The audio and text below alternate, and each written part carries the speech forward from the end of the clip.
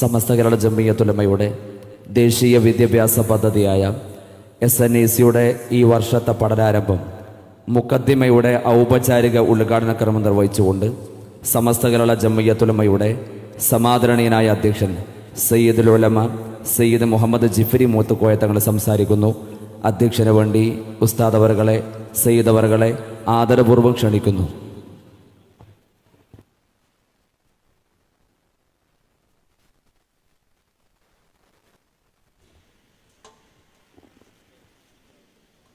السلام عليكم ورحمة الله وبركاته.